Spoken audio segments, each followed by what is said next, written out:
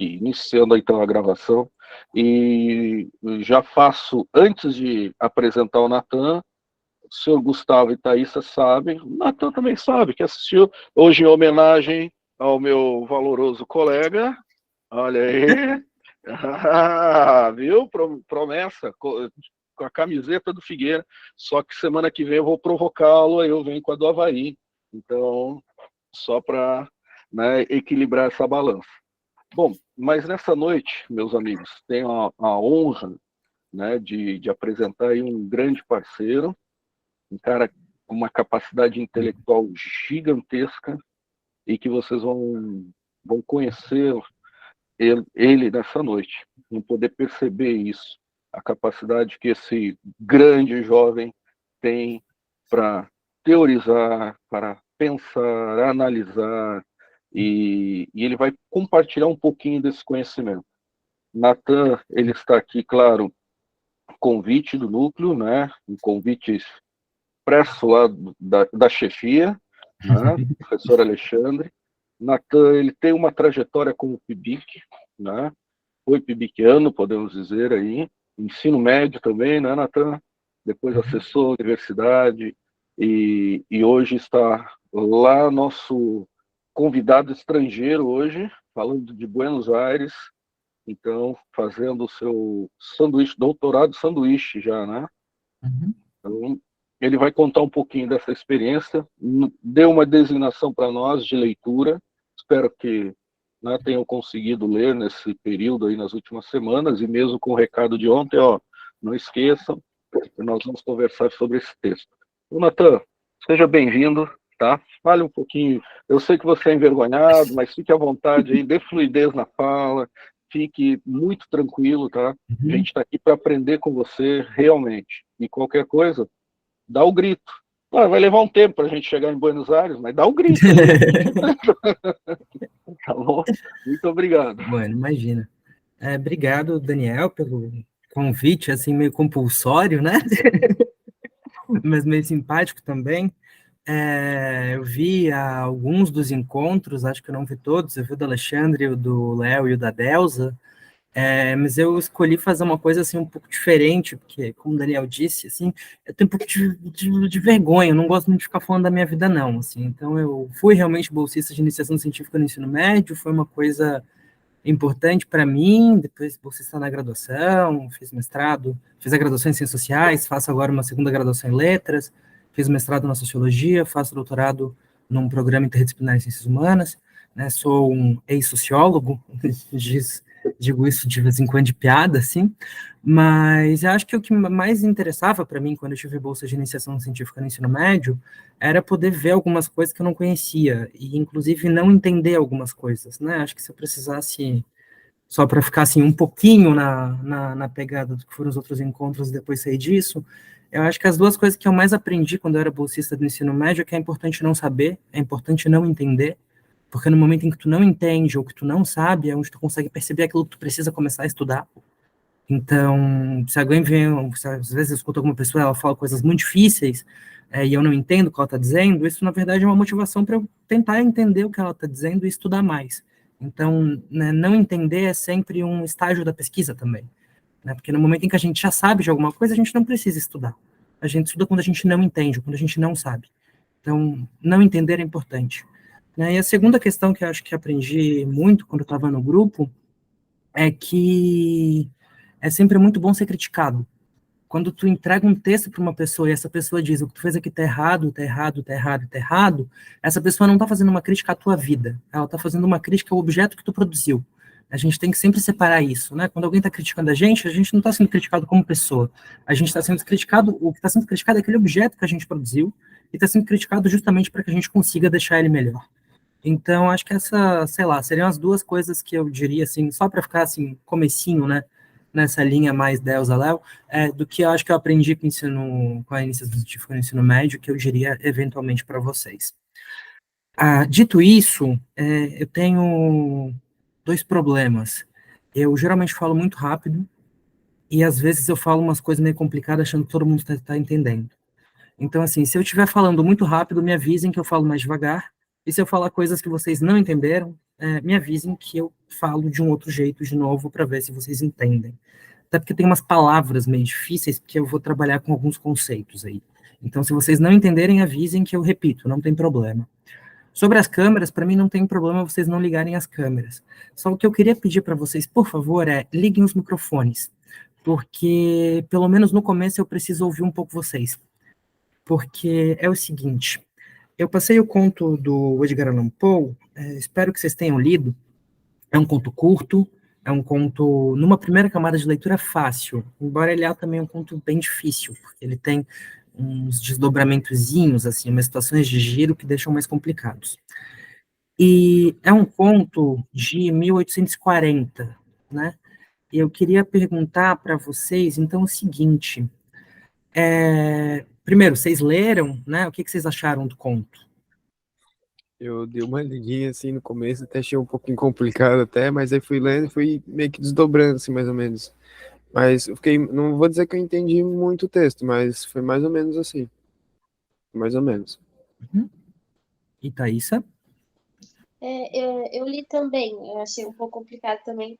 Como eu já sou um pouco assim, não acostumada muito na leitura, para mim foi um pouco mais complicado de ler, mas ali depois que foi passando, eu fui começando a entender um pouco o que estava querendo dizer ali no conto. E sobre o que fala esse conto?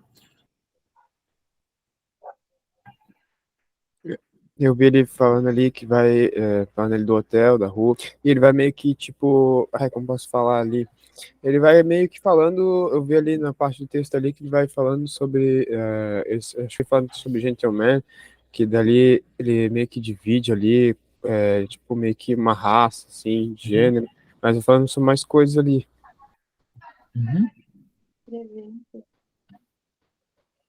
E vocês acham que esse conto podia ter sido escrito em qualquer momento, assim, da história? Esse conto poderia ser escrito hoje, ou não?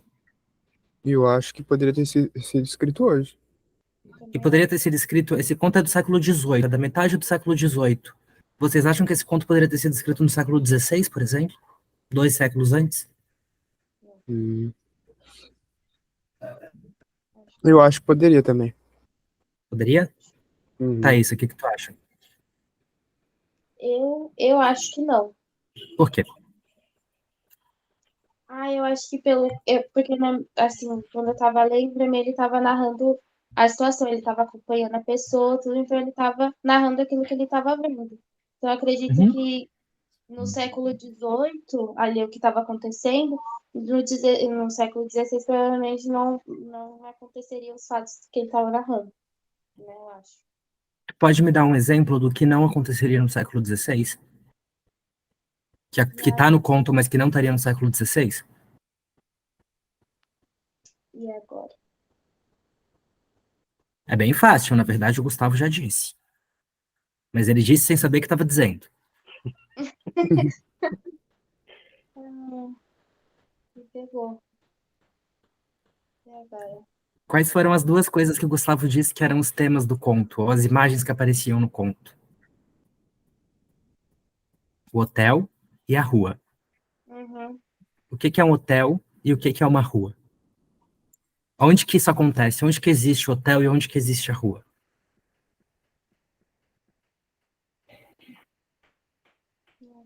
No meio, na sociedade, alguma coisa assim, não. A sociedade passa perto, não é na sociedade, mas a sociedade passa bem perto. O Daniel tá dando pista, para, Daniel.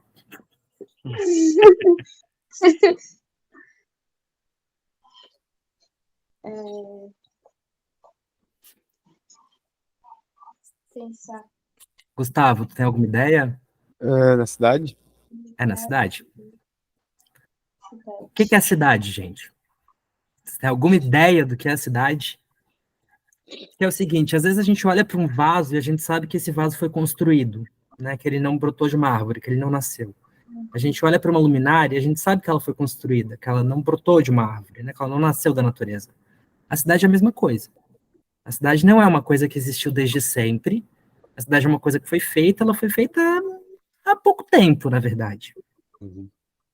E a cidade surge diretamente ligada ao que a Thaísa falou. Ao que a Thaísa, desculpa, não Thaísa. Ao que a Thaísa falou. A sociedade. Porque quando é que surge a sociedade como conceito que a gente entende hoje, como um dos pares dicotômicos de fundação da sociologia? É na modernidade. A modernidade produz tanto a sociedade quanto a cidade. E a gente poderia até, em alguma medida, dizer que se a sociologia ou se a sociedade é um processo de burocratização das relações, essa burocratização acontece necessariamente no espaço da cidade. Agora vamos mais devagar, porque senão fica tudo assim muito jogado em cima. Vocês têm aula de filosofia ou não? A gente tem. Vocês já ouviram falar aí da polis grega? Pode escrever. Não, acho que eu não ouvi falar. Não? Bom, a polis, na verdade, é como em grego se poderia chamar na antiguidade clássica a cidade. É uma das formas de nomear a cidade é polis. Ou seja, na tradição grega, se alguém fala, a política é a vida na polis, ou seja, é a vida na cidade. Esse é um dos sentidos da palavra de cidade.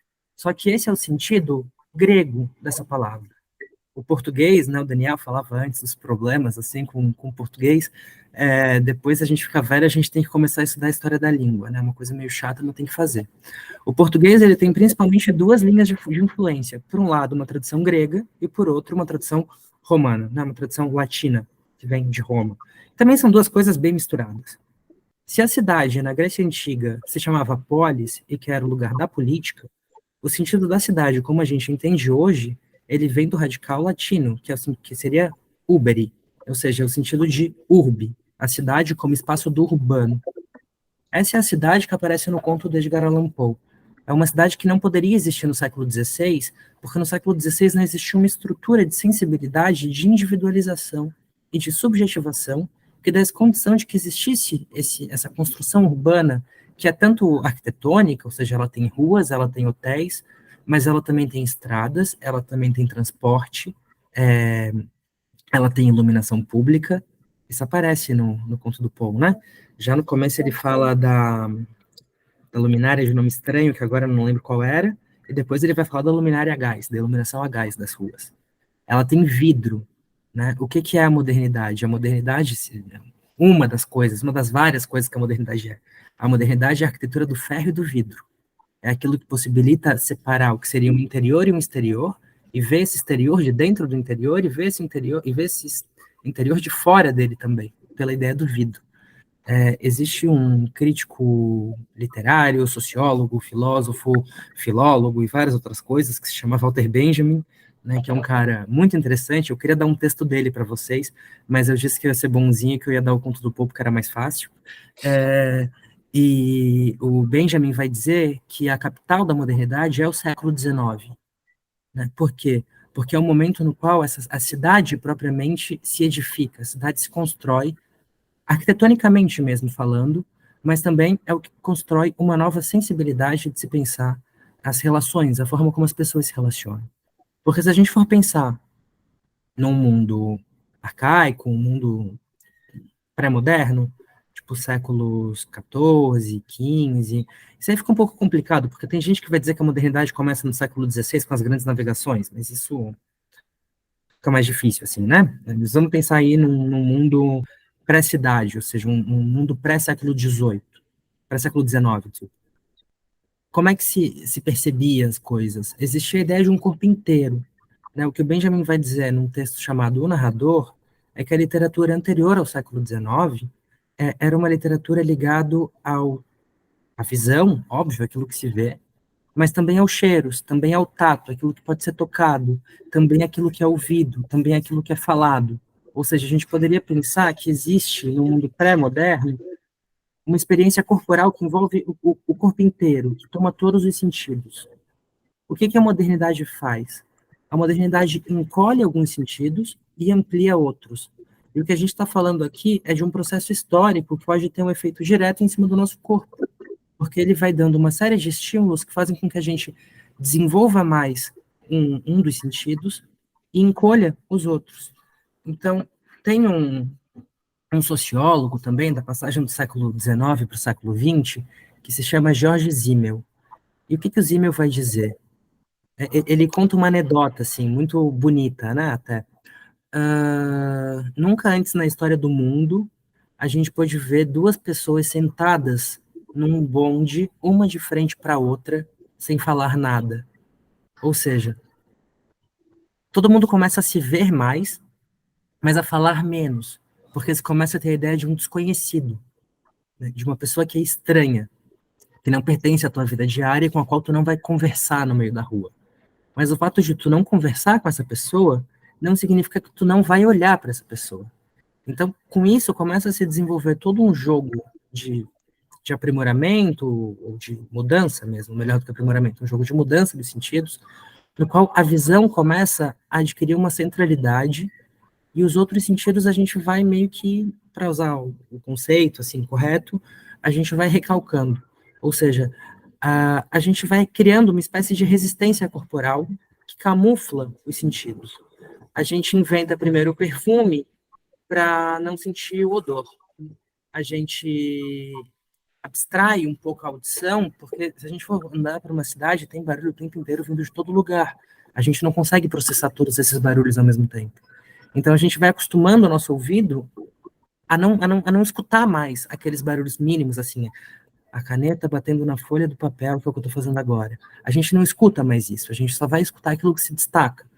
E enquanto a gente vai perdendo um pouco a possibilidade de usar esses sentidos, a visão é o que vai ganhando o centro. A gente vai vendo cada vez mais. Esse é outro motivo para o fato do conto da Allan Poe só poder ter sido escrito no século XIX. Ele é um conto que não existe sem a visão, e no qual os outros sentidos muito pouco aparecem. Tudo que o narrador escreve é aquilo que ele vê. Ele vai vendo e ele vai descrevendo o que ele está vendo. Ele não sente o cheiro, ele não fala dos cheiros, ele não fala da temperatura, por exemplo. Ele fala pouco, não é que ele não fala, mas ele fala pouco dos ruídos da cidade.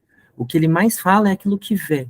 É como se ele tivesse, né, isso é um pouco fora do tempo, mas ele está no começo, ele está começando a dar forma, ele deve ter sido o primeiro grande escritor da forma cidade, e logo depois a forma da cidade vai se vincular diretamente com a ideia de câmera fotográfica. Na época dele, a câmera ainda não é, assim, não existe.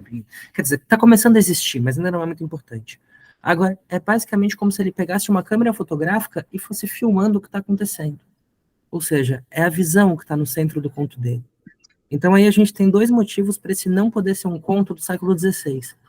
Primeiro, porque a cidade, como construto mesmo, ela não existia no século XVI, ela é posterior.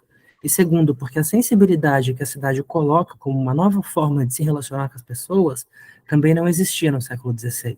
É a primazia da visão que é característica do século XIX, desculpa, que é o auge da modernidade. Por que é interessante pensar isso? Porque tudo muda com isso. Dani? Não, eu queria só destacar algo nessa passagem, Natan, se você pudesse falar um pouquinho para eles, do que é essa modernidade, dessa relação do passado, né, do que foi a época medieval, e essa passagem de modernidade, mas que tem o efeito na razão, né?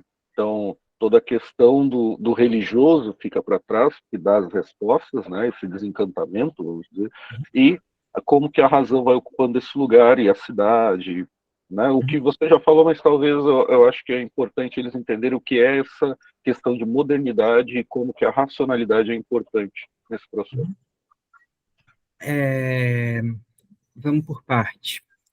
O que o Daniel não está falando, mas está falando também, é que tem a modernidade como que instaura duas formas diferentes de entender a pessoa, enquanto que o mundo arcaico teria talvez um único.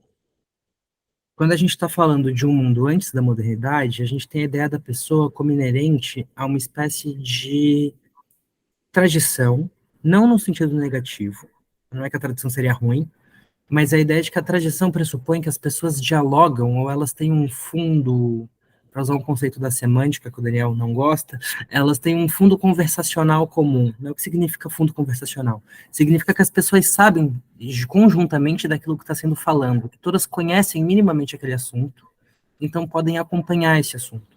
Ou seja, existe uma tradição ou existe um quadro de convenções ou de dogmas que seriam de ordem religiosa, e todo mundo sabe mais ou menos, é quase como se tivesse uma espécie de senso comum no sentido forte do termo, ou seja, a ideia de um sentido que é compartilhado entre todas as pessoas, né? Senso comum é isso também. Senso comum pode ser ruim, mas pode ser bom, ou seja, significa um sentido que as pessoas compartilham. Uma vida pré-moderna pressupõe um pouco esse sentido que as pessoas compartilham, porque elas estão dentro, primeiro, de grupos que tendem a ser menores ou reduzidos. O que a cidade é? A cidade é uma ampliação gigantesca desse grupo a um ponto no qual as pessoas deixam de se conhecer entre si. Por isso que a cidade vai mudar, ou vai redefinir um pouco a noção de pessoa. Vai cair um pouco essa ideia de uma pessoa integrada a um grupo, ou seja, que pertence a esse grupo, que sabe as regras desse grupo, que sabe os códigos, que sabe os conhecimentos desse grupo. E vai produzir, por um lado, uma ideia de individualização. E, por outro, que é mais ou menos o mesmo, mas que também é o oposto, uma ideia de subjetividade. Porque se a gente está falando de cidade, a gente está falando de modernidade, vocês sabem quais são as duas ciências que a modernidade, assim, das várias, né, mas das duas ciências humanas que a modernidade cria? Acho que uma delas é a sociologia, não é? Uma delas é a sociologia, qual é a outra? Ou melhor, o que fala a sociologia? O que a sociologia busca estudar? A sociedade. A sociedade. E como é que se estuda a sociedade? Uma delas ali é analisando, né? Olhando. No caso, a de campo, no caso. Uhum. Só que a sociologia tem uma forma de construir uma pergunta, ou tem o que é aquilo que a gente pode pensar como uma dicotomia fundamental, fundacional, melhor. Ou aquilo que a gente pode pensar como uma isotopia. O que significa uma isotopia? Significa um lugar de conhecimento, uma forma de conhecer a coisa, uma episteme, uma epistemologia. A sociologia parte de um par dicotômico, que em alguns casos exagera mais para um lado, alguns mais para o outro, alguns tenta fazer uma síntese. Alguém sabe qual é esse par dicotômico? Agora eu não vou saber. É a sociedade por um lado e o indivíduo por outro. Ou seja, a ideia de que existe uma esfera macro, que seria a sociedade, na qual as pessoas, como indivíduo, se situam. Né? Vocês já devem ter ouvido falar do Emile Durkheim, né? O que o Durkheim vai dizer? Bom, o que a sociologia estuda é um fato social.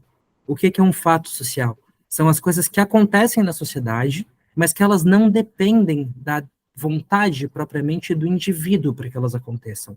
Porque no momento em que não existe mais o indivíduo vermelho, o indivíduo preto vai fazer a mesma coisa, o indivíduo azul vai fazer a mesma coisa. Ou seja, o que importa nessa lógica do indivíduo é que a coisa se mantenha, mas não existe propriamente uma intenção desse indivíduo fazendo a situação. Por isso que esse é um dos lugares de conhecimento que a modernidade coloca. Isso está no conto do Poe, a gente já vai para isso, tá? Mas a gente tem aí, então, isso, ou seja, a sociedade como par dicotômico pressupõe algo que pode ser, ou alguém, uma noção de pessoa, que pode ser substituída, porque independe, ou seja, é algo maior que essa vontade individual. Na mesma direção, mas também à contramão, a modernidade produz uma outra ciência, que é a psicologia. Só que mais do que a psicologia como ciência, a modernidade produz também uma teoria que não é uma ciência, mas que é muito proveitosa para ser pensada pela ciência, que é a psicanálise. Se o par dicotômico da sociologia é a relação entre indivíduo e sociedade, a psicanálise vai colocar outro par dicotômico, que é a ideia de sujeito e objeto. É a mesma coisa? Não é a mesma coisa. A gente está de novo diante dessas duas noções de pessoa. Só que em uma delas, a gente poderia pensar que não existe propriamente a racionalidade a qual o Daniel falava. Porque esse indivíduo que duplica uma estrutura, ele não é propriamente racional, ele não é propriamente responsável pela escolha que ele está tomando. O sujeito, ao contrário, quer dizer, para a psicanálise, o sujeito não seria propriamente racional. Mas a ideia do sujeito implica uma certa intencionalidade da escolha. Não exatamente no sujeito do inconsciente, mas a ideia de sujeito implica uma espécie de desejo, ou uma espécie de colocar-se, ou seja, implica uma certa impossibilidade de ser substituído. Implica com isso o pensamento, e implicando o pensamento implica também, em alguma medida, na racionalidade. Embora o sujeito da psicanálise não seja o sujeito da razão, seja o sujeito do inconsciente, isso é bem diferente, é bem outra coisa. Mas, vou tentar simplificar, porque eu acho que eu estou me complicando, na verdade. Se, por um lado, a ideia de indivíduo é uma forma de entender a pessoa, a ideia de sujeito é outra forma de entender a pessoa. Eu vou tentar ser um pouquinho esquemático, tá? Na ideia de indivíduo, a gente pode pensar que esse indivíduo ele pode ser substituído, que não tem problema se não for um, mas for outro no lugar. Na ideia do sujeito, nessa isotopia do sujeito, na isotopia da psicanálise, esse sujeito ele não pode ser substituído, porque as coisas só acontecem no momento em que ele engendra essas coisas. Porque o que se coloca como centro da discussão é a ideia de uma singularidade, ou seja, daquilo que é particular dessa própria pessoa, e que não pode ser ocupado por outra, porque ela não é substituível. Sem esse desejo próprio, sem essas escolhas próprias, as coisas não podem acontecer. Por exemplo, Gustavo e Thaisa, se vocês não forem para a escola, lá vocês são indivíduos, a escola vai continuar existindo sem vocês. Os professores vão continuar dando aula, a instituição escolar vai continuar existindo, o livro didático vai continuar existindo, o mesmo conteúdo vai continuar sendo ensinado. Agora, se vocês, por exemplo, fugirem de casa, a família de vocês vai enlouquecer, porque elas vão perder o filho de vocês. Ou seja, o que eu vou falar agora parece meio grosseiro, mas não é. Num contexto, vocês não fazem diferença, e no outro, vocês fazem. Entendem? Ou seja, são duas as noções de pessoa que estão em jogo na modernidade. Isso é a modernidade que cria. Ela cria duas ciências, ou duas formas de pensamento, ou dois polos isotópicos, que têm alguma possibilidade, ou alguma tentativa, de explicar o que é um choque entre a existência, o que é, vou usar agora um conceito difícil, é um pouco essa aporia da pessoa na modernidade, né? Aporia significa uma espécie de dilema filosófico que não pode ser resolvido. Por que é uma aporia, essa relação entre indivíduo e sujeito? Porque a gente é sempre um pouco um e a gente é sempre um pouco outro. E a gente nunca é só um e nunca é só outro. Então a gente nunca consegue resolver, nunca consegue tomar uma decisão de vou para um lado, vou para o outro. Porque em algumas situações, se a gente, se não depender da gente, as coisas não andam, a gente como pessoa não existe. Mas em outras, assim, a nossa escolha ela não faz muita diferença. Numa vida burocratizada, por exemplo, que é consequência da racionalidade moderna, aquilo que o Max Weber vai chamar primeiro de desencantamento do mundo e depois como secularização, isso vai criar o quê? Vou voltar para o Zimmel. O Zimmel vai fazer um estudo muito bonito sobre o papel do dinheiro na cultura moderna, especificamente na cidade. O que ele vai mostrar?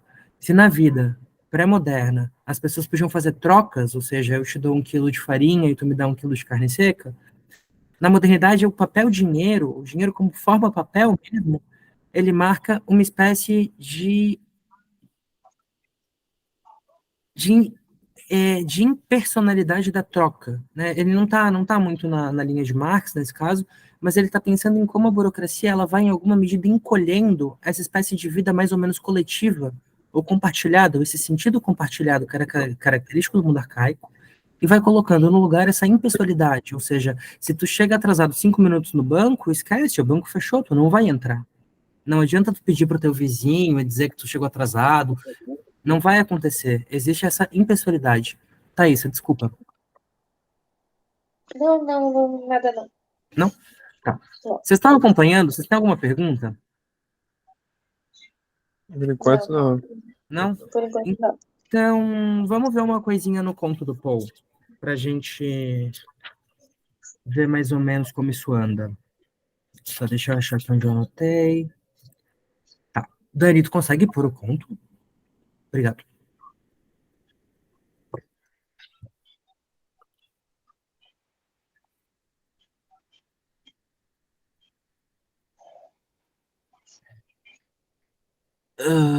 Tu pode jogar ele para a primeira página, mas pode descer ele um pouquinho. Não, pode subir um pouquinho, na verdade, porque eu vou começar na segunda página já. Quer dizer, na segunda coluna da primeira página. Aí mesmo. Ó.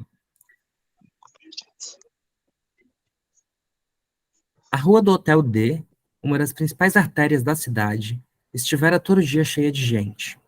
Com o cair da noite, a multidão aumentara ainda, de sorte que, ao acender dos reverberos, que é uma espécie de luminária, duas correntes de povo espessas e contínuas desfilavam por defronte da porta.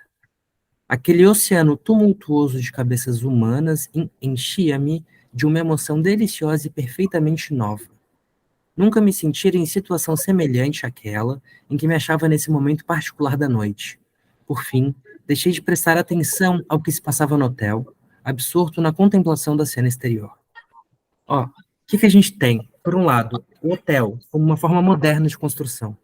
Gente, o que é um hotel? O hotel é aquilo que não é a casa, é aquilo no qual as pessoas moram de passagem, passam por ele, ficam um tempo. Ou seja, elas não pertencem àquele lugar, elas não compartilham aquele sentido, e existe um espaço no qual elas podem dormir. Como outra criação moderna, existe um restaurante na qual elas podem comer. Os restaurantes são criações do fim do século XVIII, não existia restaurante antes disso. Os restaurantes foram criados em Paris quando eram construídas as passagens. Foi uma série de galerias, make-shoppings que ligavam uma rua a outra, e que foi o tema do grande livro de estudo, um trabalho brilhante, mas assim, difícil de ler também, do Walter Benjamin, que se chama Passagens. Se um dia vocês quiserem assim, se divertir com uma coisa estranha, leiam aquele livro. Ou seja, a gente tem, por um lado, então, o hotel, né, que marca essa espécie de um não compartilhamento entre as pessoas. A gente tem, por outro, uma ideia de noite. O que é a noite? É a escuridão. O que vem aplacar essa escuridão? Os reverberos, as luminárias, ou seja, a produção artificial do dia. Porque a modernidade pode criar, então, uma forma de fazer com que a noite venha a ser o dia, porque ela cria a luz. Nesse caso aqui ainda não é a luz elétrica, mas é luz, ou seja, tu consegue romper com a própria dinâmica da natureza, que é de um período com luz e um período sem luz. A modernidade inventa pela técnica a luz para iluminar a noite. O que vem em seguida disso? Duas correntes de povo, espessas e contínuas, desfilavam por defronte da porta. O que a gente tem aí? Uma fileira de pessoas andando por um lado, uma fileira de pessoas andando por outro, e nenhuma delas se destaca. Por que nenhuma delas se destaca? Porque não tem nenhum rosto que aparece aí. Porque a cidade é o espaço do indivíduo. Não se trata exatamente da singularidade de uma pessoa, não se trata da Thaís andando ou do Gustavo andando. Se trata de uma quantidade gigantesca de pessoas, são as massas. O Poe é, em tese, aquele que cria as multidões literárias. Isso é uma característica da cidade moderna, ou seja, a ideia de uma quantidade gigantesca de pessoas que não se conhecem, mas que compartilham o mesmo espaço. Para que isso aconteça, precisa existir uma racionalidade burocratizada. Porque para que isso aconteça, precisa existir mecanismos de regulação. Ou seja, precisa ter a escola para que as pessoas aprendam coisas em comum. Precisa ter uma lei, a legislação, para que as pessoas tenham um ordenamento comum. Só que tudo isso acaba fazendo com que todas as pessoas sejam postas como iguais. Ou seja, não existe uma singularidade que diferencie essas pessoas. O fato de não ter uma singularidade propriamente não significa que essas pessoas não possam passar por nenhum tipo de destacamento, digamos assim. E o Poe começa a fazer isso. Isso é um movimento muito interessante do conto dele. Ele começa pela coisa mais indivíduo possível, mostrando esses grupos de pessoas que passam de um lado para o outro, mas depois ele tenta quebrar um pouco essa individualidade, ou essa indiferenciação entre uma pessoa e outra, quando ele vai começar a descrever os tipos populares da cidade. Né, o que está na página de baixo, Dani, se tu puder passar para lá, eu te agradeço. Está aqui na 78. Pode ser aí mesmo. Outros, uma classe ainda mais numerosa, vermelhos inquietos nos seus movimentos, falavam consigo mesmos e gesticulavam, como sentindo-se sós, pelo próprio fato da... Pera, eu vou falar uma última coisa para vocês antes. Eu tinha separado, mas eu estava em dúvida se eu li ou não. O Walter Benjamin, vocês já devem ter percebido que eu insistentemente falo dele, mas é isso mesmo. Tem um livro muito bonito, dois livros muito bonitos, de memórias da infância. Um deles se chama Rua de Mão Única e o outro se chama Infância Berlinense. O que aparece no conto do Poe é a imagem da iluminação, né, dessa lâmpada, como aquilo que muda uma forma de entender as coisas. Mas o Benjamin, nessas memórias da infância, uma das imagens que ele escreve é a do telefone. E no finzinho ele escreve uma coisa que é a seguinte: muito poucos dos que usam o aparelho conhecem a devastação que o seu aparecimento causou no seio das famílias. O toque que soava entre as 2 e as 4, sempre que um colega meu desejava falar comigo, era um sinal de alarme que punha em perigo não apenas a cesta dos meus pais, mas também a época em pleno centro da qual eles se lhe entregavam. Ou seja, o que o Benjamin está dizendo é que a emergência de um novo mecanismo técnico, no caso o telefone, muda toda a forma de se relacionar com a cultura, com a vida material mesmo da experiência urbana. O telefone tocando despertava essa imagem, né? Acordava os pais que estavam dormindo a siesta, mas na verdade mostrava como toda a forma como eles tinham vivido uma vida, essa vida tradicional, coletiva, sei lá o quê, na verdade se acabava e emergia uma outra coisa.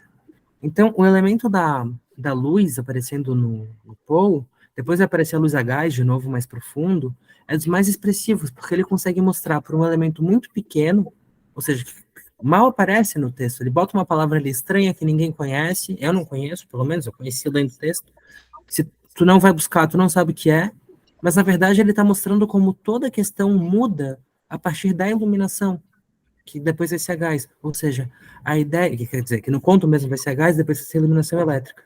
A ideia de que toda a sensibilidade da vida da cidade, na cidade, ou da vida urbana, pode mudar para um elemento muito comum, muito pequeno, muito básico, que para a gente hoje é banal. Assim, sei lá, eu tenho uma luz do meu lado, assim, a gente tem luz o tempo inteiro.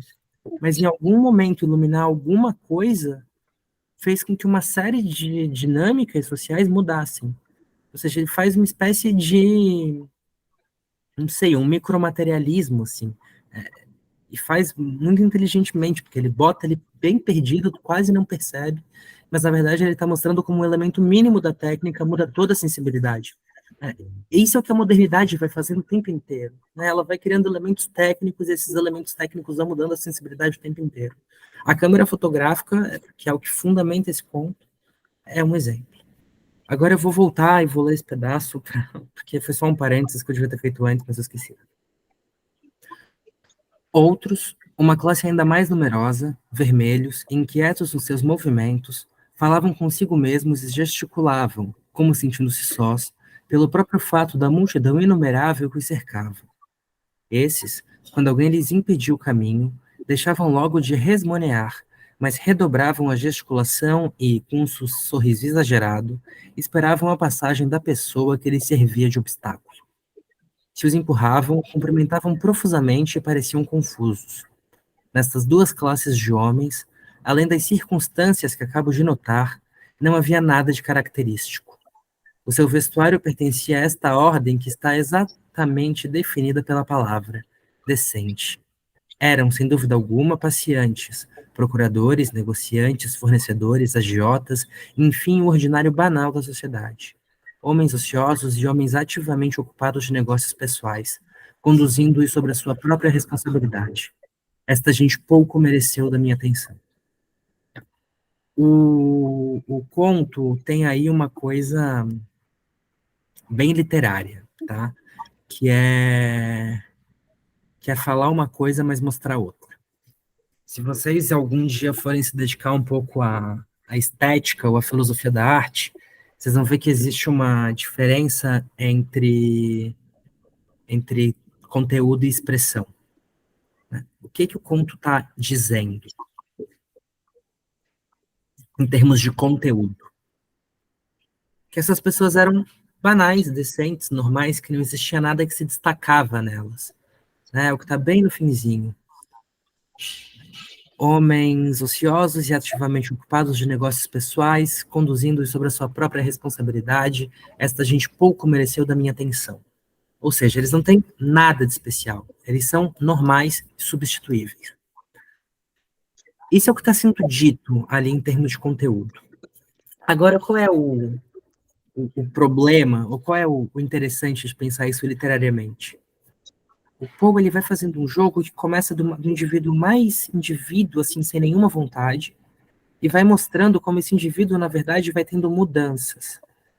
Ou seja, aqui ele começa a caracterizar qual é a roupa que a pessoa usa, qual é a ocupação que a pessoa tem, qual é o trabalho que ela faz, qual é a forma como ela anda pela rua.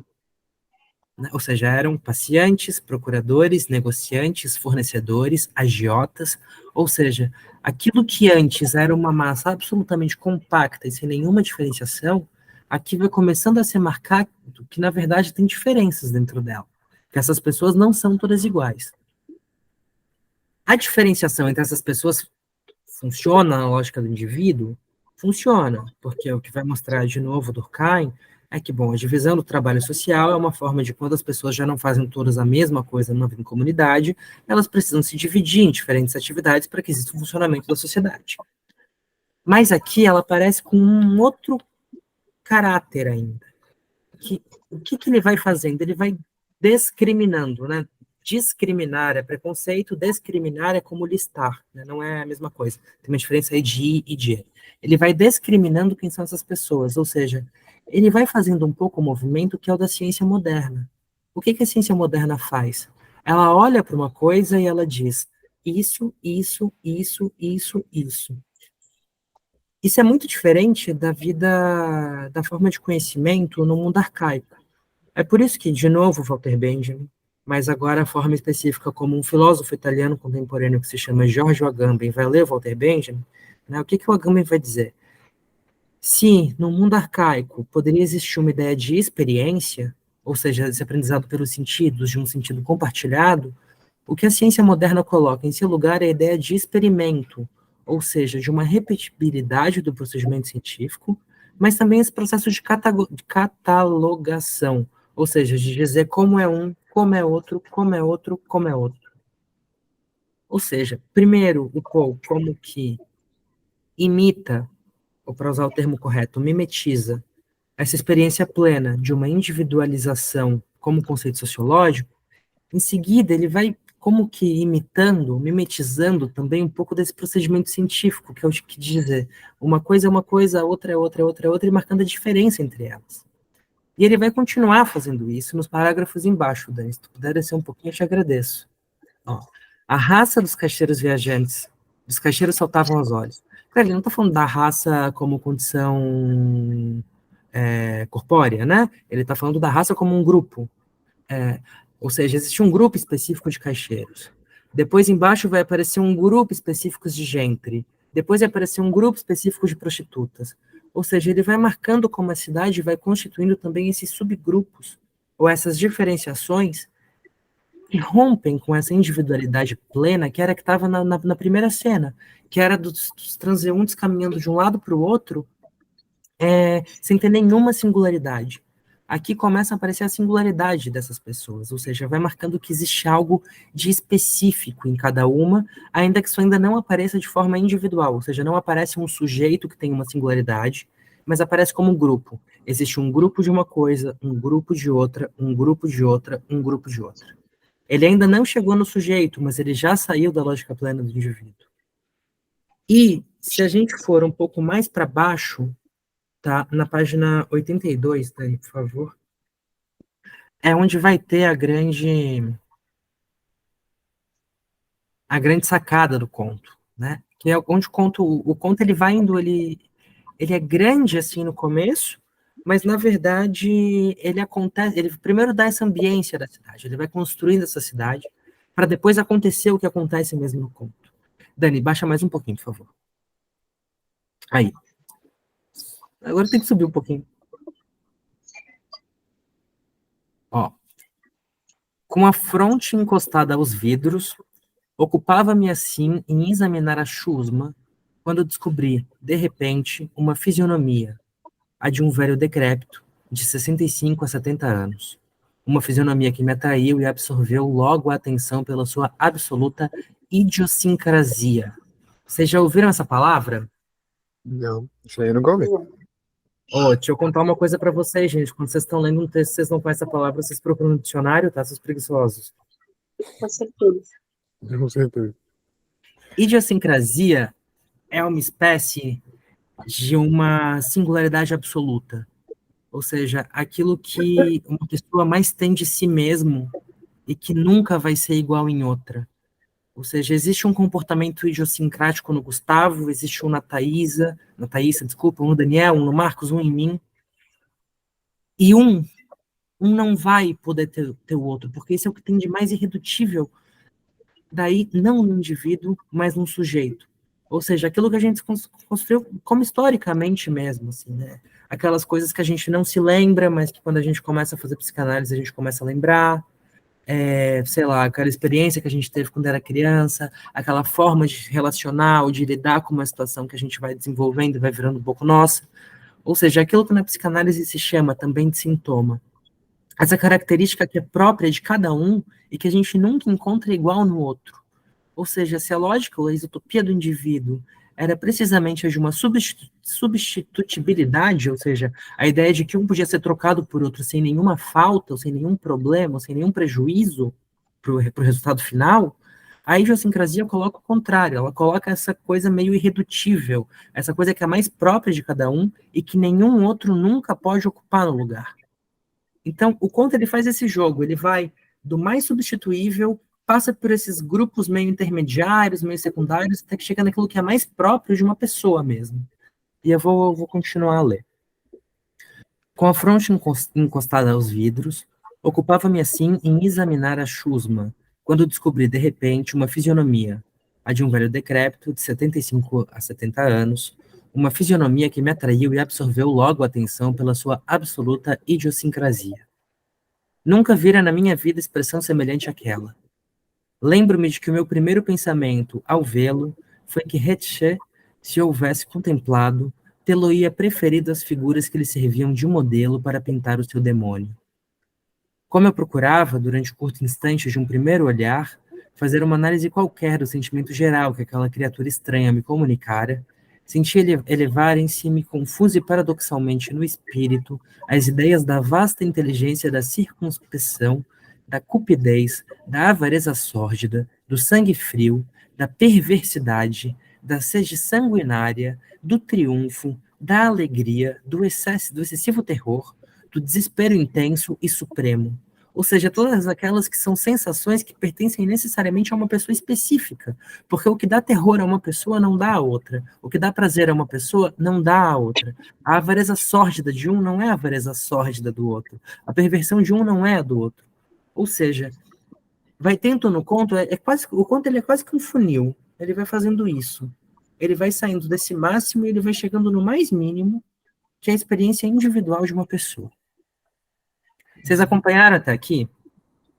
Sim, sim. Vocês têm alguma pergunta para fazer? Por enquanto ainda não. Eu entendi mais ou menos o que você está querendo falar. Ele vai afunilando que vai juntando uma variedade de pessoas, mas com mais ou menos que elas são todas iguais, e ele vai pegando, vai afunilando até uma experiência individual de uma pessoa, no caso. Isso. Só que agora vai acontecer a parte louca. Dani, pode fechar o texto, que agora eu já não vou nem ler ele. O século XIX, a modernidade como um todo, mas o século XIX coloca uma espécie de... A gente já falou disso, assim, de duas formas de entender a pessoa. Indivíduo, sujeito. Tá, já foi. Só que o século XIX, na literatura, coloca também uma espécie de loucura na forma de entender a pessoa, que é um tema que aparece em muitos escritores, que é a ideia de duplo. Ou seja, que é a ideia de uma desconfiança de uma integridade do corpo, de uma integralidade, melhor. A desconfiança de que o corpo seria uma coisa só, ou uma coisa integral. Porque qual é o problema? Né? Gustavo, qual é teu nome? É Gustavo? Mas fala a frase direita. Meu nome é Gustavo. Ah, tá. Meu nome é Gustavo. Então, mas quem é esse eu que pode dizer que tem o nome e que o seu nome é Gustavo? Que pode dizer meu, que pode dizer que é proprietário de alguma coisa? Falar... É que agora eu me buguei aqui, peraí. Pode falar de novo que eu buguei aqui. Porque olha o que a gente faz. A gente diz, eu sou o Natan e eu tenho um corpo, meu corpo. Ou seja, a gente diz que a gente é alguém que é dono de um corpo, que tem a propriedade de um corpo. Isso é uma coisa louca, né? No caso, peraí, então, tipo assim, né, eu seria proprietário do nome, no caso. Não, Ou proprietário não. do corpo, porque a gente diz meu corpo.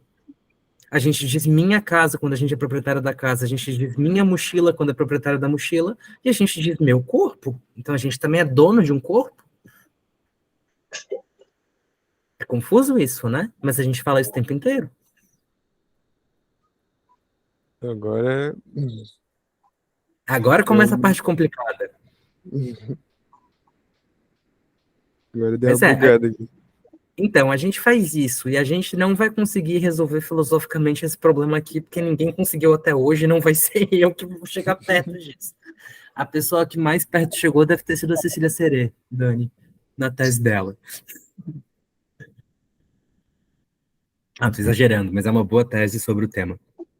Agora, o que o século XIX literário vai fazer? O que a literatura do século XIX vai fazer, então? Uma série de escritores. O Edgar Allan Poe, que é o que a gente leu, mas também o Dostoiévski, também o Hoffmann, também o Husserl, ou seja, uma série de autores, principalmente, também o Machado de Assis, na verdade, tá? Não só autores europeus. O Machado de Assis faz também uma coisa muito parecida no Brasil. O que esses autores vão fazer? Eles vão começar a escrever uma literatura mais difícil de ler, mas que vai mostrando um pouco dessa loucura que vai acometendo a pessoa e que se percebe nessa divisão entre a ideia de que existe um eu e existe um corpo. E isso vai caindo no tema do duplo, ou seja, a ideia de que as pessoas seriam duplicadas, de que uma pessoa seriam duas. Esse é um tema muito, muito, muito interessante, né? Se algum dia alguém quiser, sei lá, ler isso, tem muita coisa escrita, mas eu vou tentar fazer isso de um jeito mais simples. Se a gente viu que o Conto do Povo vai fazendo um funil do mais aberto ao mais fechado, a gente percebe que ele, em tese, chegou numa pessoa final, que é a pessoa que o narrador começa a perseguir. Ou seja, a gente tem aqui ainda duas pessoas. Uma que é o narrador e uma que é aquele personagem que o narrador persegue. Só que, por isso que eu falei para vocês, assim, tem uma primeira camada do conto que é mais simples, que é a camada da anedota, da historinha, e depois tem uma camada mais complicada que nem sempre se chega. O conto vai dando vários elementos muito pequenos, muito disfarçados, para a gente entender essa ambientação. O primeiro deles a gente viu é o da iluminação. Só que ele dá um outro. Esse personagem que está no hotel, ele está doente. Ele está com febre. E ele tá com, bom, dor no corpo, tá com febre, tá delirando, a gente poderia dizer. O Poe não diz que ele tá delirando, mas ele tá com febre. Ou seja, a febre produz delírio. Eu separei mais um pedacinho do Walter Benjamin pra gente ver. De um aforismo que tá no mesmo livro, Infância Berlinense, que se chama precisamente A Febre. E ele escreve o seguinte: tal como um homem embriagado de vez em quando faz cálculos e pensa, só para confirmar que ainda é capaz de fazê-lo, também eu contava os círculos de luz que o sol fazia dançar no teto do quarto e agrupava e reagrupava em novos conjuntos os losangos de papel da parede. Ou seja, primeiro, a experiência da febre, como o Benjamin descreve aqui, é uma experiência próxima da embriaguez, ou seja, da bebedeira, de um porre. A pessoa que não tem consciência plena do que está acontecendo. Ela tem uma série de memórias confusas no dia seguinte, mas ela não sabe exatamente o que aconteceu. E depois, é também um pouco a experiência da loucura. Ele vai vendo o papel de parede se mexendo e ele vai mudando o lugar que o papel de parede ocupa. Ou seja, esse estado febril, esse estado de enfermidade mesmo, ele produz um pouco de loucura. Agora, vamos ter isso em conta. Agora, como o Poe percebe esse homem na multidão, que é o que foi o central do conto, né? Ele está olhando da janela do hotel, ele está olhando de dentro do hotel pelo vidro, né? O que eu falei antes para vocês, né? Que a modernidade é também o ferro e o vidro. Do vidro interno ele consegue ver a rua de fora. E ele primeiro vê uma pessoa passando, vê as massas passando, começa a ver esses grupos específicos, Mas, de repente, uma pessoa específica chama a atenção dele. Esse velho de 65, 70 anos, idiosincrático, que tem uma singularidade absoluta. Então, o que ele decide fazer? Ele diz, tá? O narrador diz, e os narradores geralmente mentem, ele diz que ele resolve pegar o casaco, pegar a bengala, botar o chapéu, abrir a porta do hotel, sair e começar a seguir o cara. Só que tudo que o conto disse pra gente até agora mostra que essa cena é impossível. Primeiro porque as pessoas passam rápido demais. Se ele faz toda essa movimentação para conseguir sair do hotel, ele já perdeu o cara, não vai mais encontrar. Segundo, ele tá com febre, ele não tem força para ficar uma noite inteira caminhando na rua. E o que o personagem faz é passar uma noite caminhando na rua e vendo vários lugares da cidade enquanto persegue esse velho idiosincrático. E, ademais, ele delira, ele tá doente, ele começa a ver coisas que eventualmente não estão acontecendo. Ou seja, o que a gente tem, então, no fundo desse conto?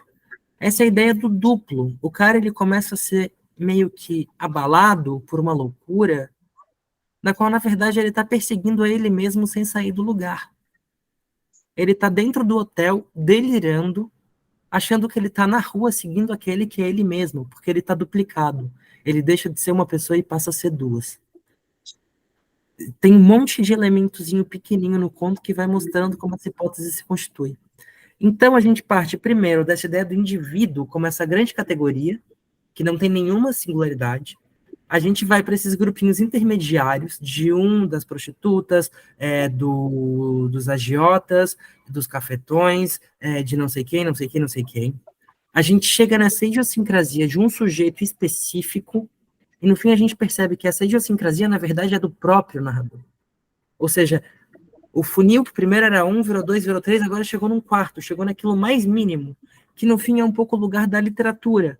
Porque se a sociologia coloca como chave analítica essa relação entre indivíduo e sociedade, a literatura se situa num polo no qual ela só consegue acontecer uma boa forma estética, e sei que é difícil falar isso, mas dá para sustentar isso a partir de uma série de textos da Adorno, no momento em que ela é guiada por uma isotopia do indivíduo, do sujeito, por um lugar no qual o sujeito se coloca como produção dessa obra. E não com esse lugar que pode ser substituído por qualquer um, que não importa quem que está engendrando. Isso vai se mostrando no próprio texto, na medida em que, no fim, a gente percebe que quem o narrador está perseguindo é ele mesmo, e não esse de fora.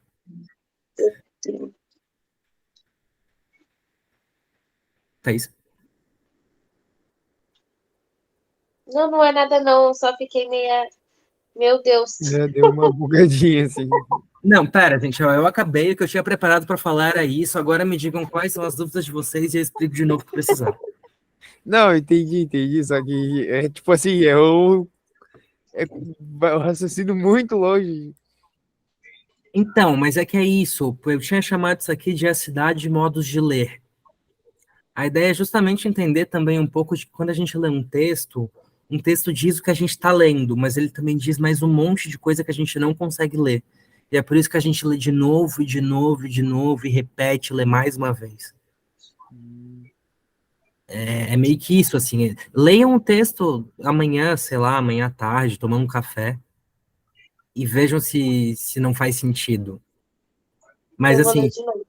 as leituras, geralmente, quando a gente entende, quando a gente tenta, ou a gente quer entender um texto, nunca é na primeira vez que a gente lê.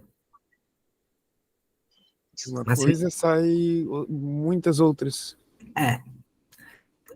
Porque no fim é isso, assim, a gente tem que partir do pressuposto que a gente não sabe.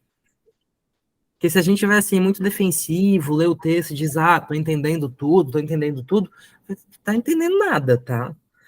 Se o texto responde para ti aquilo que tu já sabe, significa que tu não leu o texto, assim, tu só projetou o que tu já pensava em cima dele. É difícil estudar, mas é gostoso também. Porque às vezes tu tá lendo, do nada, chega assim numa conclusão e tu diz, caralho, é isso mesmo? Sabe? Pode ser bom, é compensador, mas é cansativo, é trabalho. Né? Estudar é trabalhar também. E é reler. Né? Principalmente é reler, gente. De primeira não se pega nada. Natan, vou aproveitar essa sua deixa. Esse exercício, claro, você nos traz aqui com muito mais qualidade, né, esse exercício, um conto com aprofundamento, e a gratidão de você já, por exemplo, né, fazer esse exercício de deixar ele palpável, né, para nós aqui, uma grande aula nessa noite, então é espetacular. Mas o exercício semelhante foi feito com o texto Nazirema, você conhece?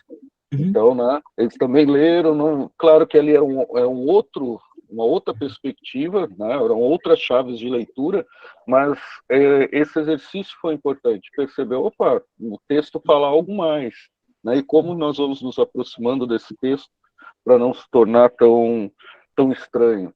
Então, com certeza, uma segunda leitura amanhã, ou agora à noite, quando terminar, e vocês fizerem essa leitura, opa, agora vocês têm outros elementos, têm outras chaves de leitura para entender esse texto. E aí vão compreender. Então, não se preocupem. Tá? Esse processo, eu vou brincar aqui com vocês, várias e várias noites, li textos, fui para aula, Dá cheguei lá... uma outra forma de olhar, assim, no texto. Cheguei mas lá, assim, gente, e o professor falou do texto, eu não vi nada disso. E aí tinha que voltar lá para ler. Então é o processo, nem se preocupe. e honestamente, gente, é tempo, tá? É tempo mesmo, assim, é um processo longo. Tu começa a ler hoje, sei lá, eu leio teoria faz uns 10 anos, pelo menos, tá? Não é uma coisa que acontece assim, tu diz, vou ler um livro e aconteceu. É tempo, né? Não se afobem, vão indo um passo de cada vez, mas não parem nunca, mas vão indo um passo de cada vez. Mas tenham consciência disso, assim, não vai acontecer rápido. É tempo mesmo. Mas ainda assim destacar, né, Nathan, que essa primeira leitura, o primeiro contato deles com esse texto, que as suas perguntas iniciais já mostraram, né, essa capacidade que eles tinham de perceber no texto alguns elementos. Mesmo como você disse, Gustavo já apontou aqui algumas coisas, ele não percebeu, mas ele fez a leitura e conseguiu identificar. Então isso é de extrema importância e valorizar muito o trabalho que vocês já realizaram também, quanto a isso. Mas e aí, gente, vocês têm perguntas, questões, querem falar alguma coisa? Já falei por muito tempo, assim, depois de uma hora falando, a gente fica com a voz meio ruim.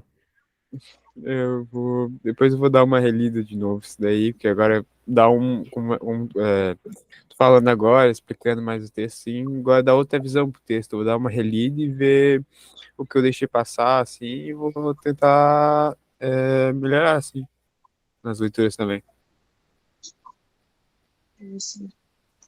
Eu achei incrível, principalmente tu falando ali, meu Deus, eu adorei. E eu nunca, assim, eu li, né, o livro e eu não tive essa perspectiva quando eu tava lendo, né? Eu vi que ele tava narrando, mas nunca na minha leitura que eu ia imaginar que se tratava dele mesmo. Fiquei impressionada. É uma perspectiva toda nova. Fiquei impressionada, muito bom. Eu vou ler de novo, com certeza. Não, vou ler de novo, com certeza.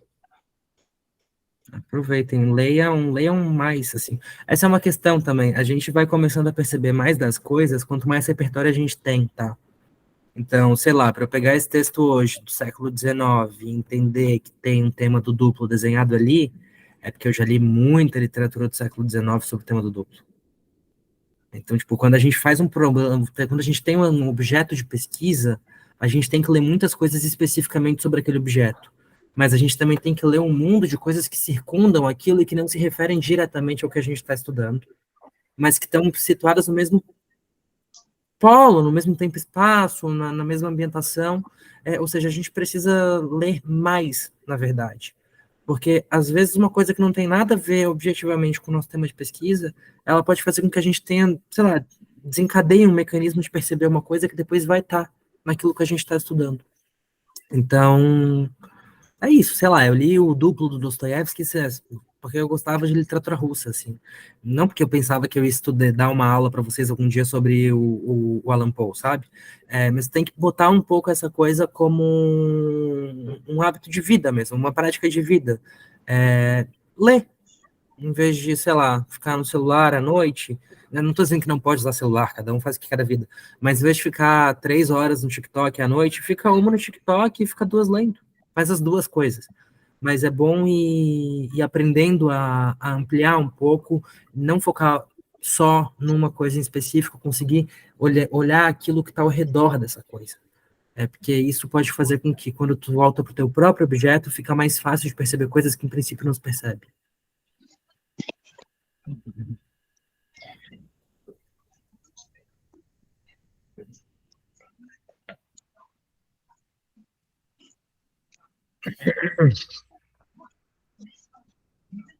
Vamos lá, perguntas, senhoras e senhores. Fiquem à vontade, além do texto, dos comentários, curiosidades do Natan. Claro, ele não fala da vida pessoal, né?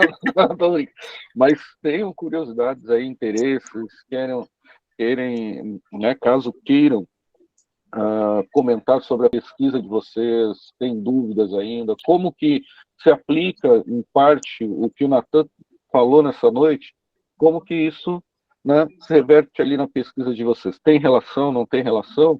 Ou o que é possível perceber nesse processo de fazer ciência? Né? Então, fiquem à vontade. Cara internacional, e é para ser usado e abusado aí nessa noite. Eu não tenho nenhuma pergunta, mas em relação ao projeto que ele falou, eu acho que é muito de olhar de outro ângulo, né? Na minha pesquisa, eu estou vendo de tecnologia envolvendo nos estudos, tudo. Ou eu tentar olhar de outro, sei lá, de outro ângulo, de algum jeito diferente. Acho que isso encaixaria mais ou menos nisso, na minha pesquisa, no caso, né? Tentar olhar de outra forma, porque às vezes, igual fala, quando você lê, tem que reler mais vezes, porque às vezes passa alguma coisa batida que seria importante e você, como você leu rápido ali, não releu de novo, acaba passando batido assim, uma coisa que poderia fazer parte, né? Complementar ali a pesquisa, tudo. O que específico tu pesquisa em ciência e tecnologia? Eu tô vendo, eu tô falando mais da tecnologia na escola, né? Como que está sendo aplicada na escola, em questão de investimento, como que os alunos têm, como que eles se relacionam com os equipamentos mesmo, né? Tecnologia, computador, tablet, só que dentro da escola. E eu também estou falando em relação do aluno com o objeto, né?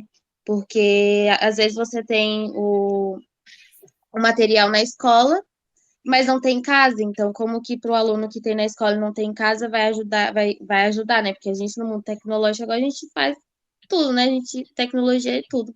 Tu usa ali. Então, e como que o aluno faz em casa, né? Como se ele não tem esse contato direto, como que ele consegue ter o estudo adequado, né? Que agora precisa, assim. Mas mais ou menos isso. Uhum.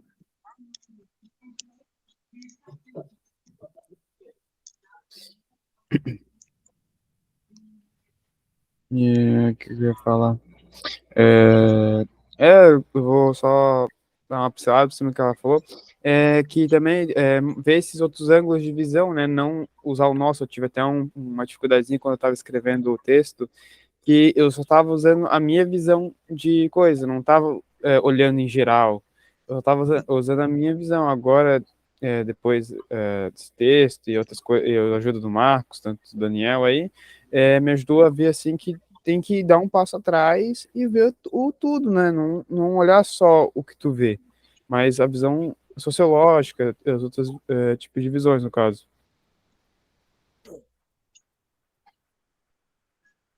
E agora, ainda mais que Esse eu é tá, só terminar aqui rapidinho. Eu tô estudando mobilidade, não. Eu tô escrevendo sobre a mobilidade em Floripa, né? Também.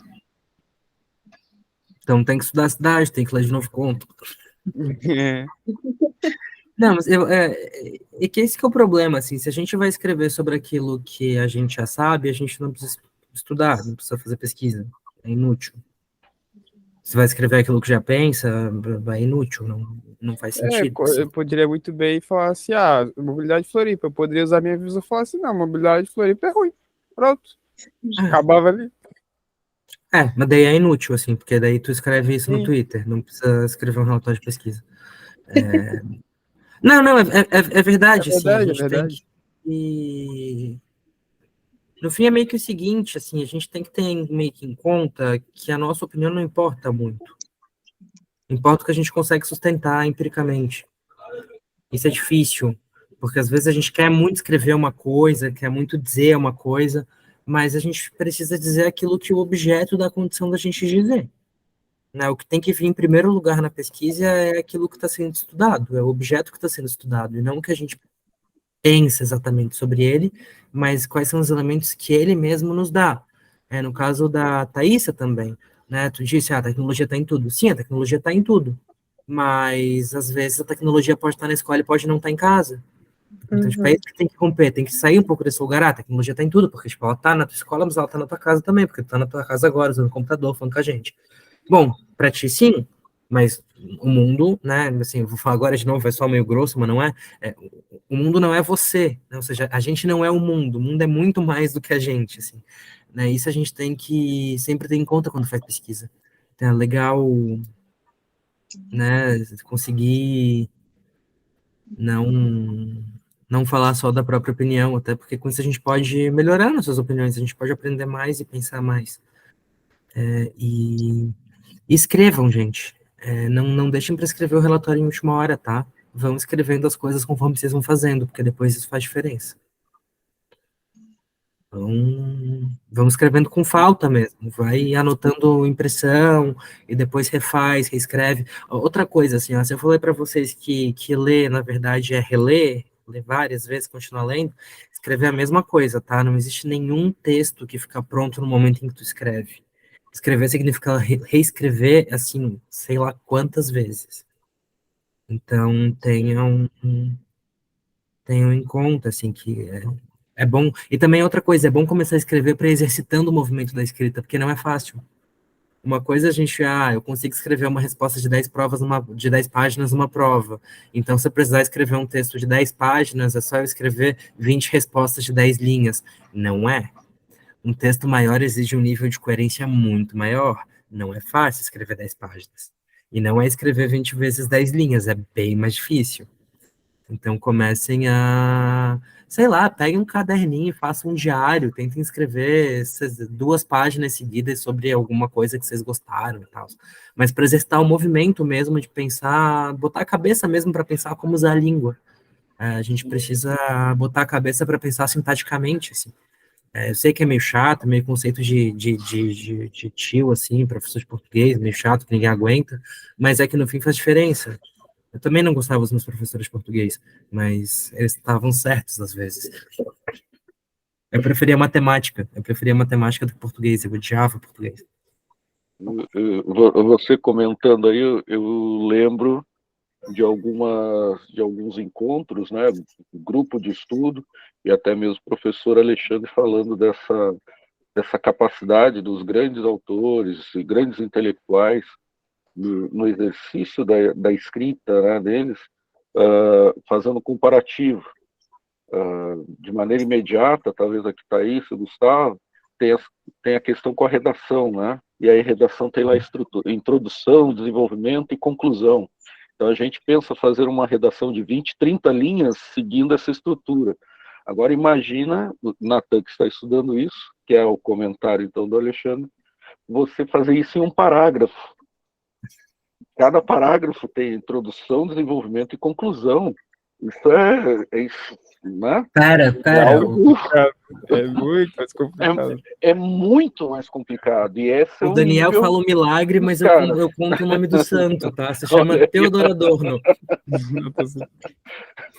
Capacidade, em cada parágrafo você usar isso. Então, é um exercício extraordinário. A escrita da Adorno é isso, cara. Geralmente a primeira frase do parágrafo é uma tese, dele desenvolve a tese, dele conclui e passa para a próxima. E assim, quem quiser entender, que tente. Simples assim, pronto. Nossa. Então, espero que vocês cheguem nesse nível. Tá? Esse é o desafio. Próxima meta, semana que vem. Não, tô brincando. Ou tu sabe que quando eu tava na iniciação científica no ensino médio, a Mara me deu a teoria da informação, né? Não entendi, né? Não entendo até hoje, não entendi quando eu tinha 16 anos. Bom, então, não fico tão surpreso. Se você diz que depois de todas as leituras, não entendo, então Não, mas é bem que na tem... foto. Não, mas é que tem uns textos da que Adorno que são complicados. Chamem o Alexandre um dia para discutir Adorno com vocês, gente. Vai ser divertido. Se hoje vocês acharam que o que eu disse foi confuso... Esperem. Bom, mas aproveitando esse momento, né, não finalizando, mas estamos aí com 1h30 de conversa. Foi extraordinária a sua fala, Natan, de trazer, de novo, uma outra maneira de olhar, né, como que a ciência vamos lá, do processo, do método que nós tentamos mostrar aqui, pelo menos orientar eles minimamente de uma prática científica, também eles podem perceber que essa ciência ela vai se desdobrando e quais são seus problemas, suas áreas, seus temas, seus objetos. Então, possibilitou, enriqueceu muito para eles, principalmente porque hoje sim saíram de uma zona de conforto, né? Foram aí tensionados. Eu estou vendo, Thaís e o Gustavo ainda estão assim atordoados, né? Tá ali hoje à noite. Tá computando aqui ainda. Hoje à noite eles vão dormir na madrugada pensando, puxa vida, o que é o texto, onde é que tá, o que é que tá. E esse é o bacana. Eu acho que trouxe algo novo para eles refletirem. Quando você diz sobre a escrita, eles estão na fase final, né? Agora, o mês de junho e agosto. Agosto já tem que ter né, o resultado desse relatório. Conversamos que é um tiro curto, né, a possibilidade que surgiu ali na UFSC, o Alexandre disse, vamos entrar, vamos fazer, vamos retomar essa tradição, né, podemos dizer aí uma tradição do núcleo, e mesmo que nesse período curtinho. Há um novo edital que participamos, estamos aguardando a resposta, quiçá um deles possa continuar ou não, virão novos jovens aí para o próximo ciclo, mas essa é a retomada e tem sido muito prazeroso, muito proveitoso. O professor Marcos hoje ainda não falou, então tem que deixar ele falar um pouquinho, né? Está lá na escola acompanhando os jovens. Ele é que é o grande tira-dúvidas, né? O grande orientador lá nos corredores, na sala de aula sobre os projetos e tem ajudado eles nesse processo. E trazer pessoas como o Natan, com uma trajetória incrível, com uma capacidade intelectual extraordinária, né? Mostrar um pouquinho do seu trabalho. Isso que ele trouxe um texto para falar, ele nem citou ainda suas pesquisas, os trabalhos que ele faz, o que ele fez aqui sobre Florianópolis, né? Sobre a história de Florianópolis, todas as questões com autores aqui, o desenvolvimento, né, durante o século XX da cidade. Então, imaginem, tá? Esse foi só um fragmento.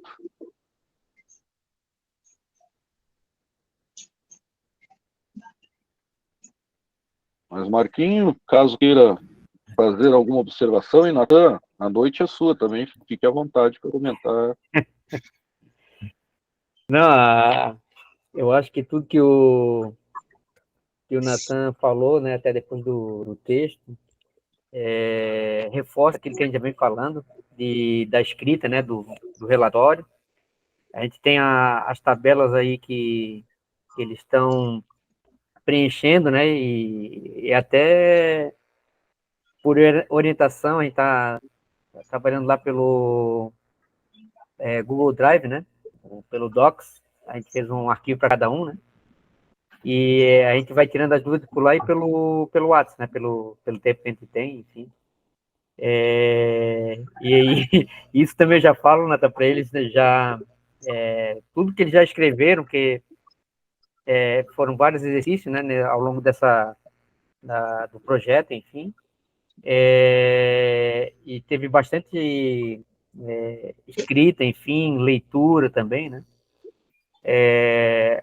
A questão do texto que tu trouxe também bem pertinente, né? Principalmente para o Gustavo nessa questão da mobilidade, questão da construção da cidade, né? Ou das cidades, enfim. Acredito também que, não sei se a Thaísa conseguiu perceber, né? Quando tu falou na questão da polis, né? Que a gente está trabalhando democracia na escola, né? E é bem difícil porque são conceitos amplos e que eu tenho uma aula só por semana para trabalhar com os alunos, então É foda. é bem complicado. Então, eles estão na apresentação de trabalho, trouxeram vários trabalhos assim, excelentes, né, nessa questão de até trazer à tona, né, a democracia contemporânea. Eu trabalhei 2 autores com eles, o Robert Dahl e o Schumpeter, né, nessa questão de relação, enfim, né, de canais de participação, a sociedade civil organizada, e os problemas que tem, né, o próprio conceito, e eles trouxeram bastante trabalho, assim, contemporâneo, e até que se relacionam com eles mesmos, né, o que eu gosto de fazer.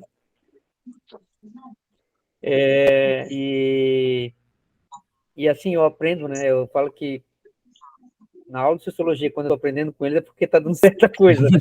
Então, essa questão da escrita também, falo muito sobre isso, a Thaísa está bem no período de questionamento ali, né, que ela está começando a ler, né, aqui no próprio projeto ela já falou, mas eu parei tal leitura, né, eu vou voltar a ler, né, tem colegas, enfim, na escola que leem bastante, né, mas eu acho que tudo como tu falou, né, um passo que tu vai dando, enfim, né, e eu acho que o exercício é esse, de escrita, de leitura, né,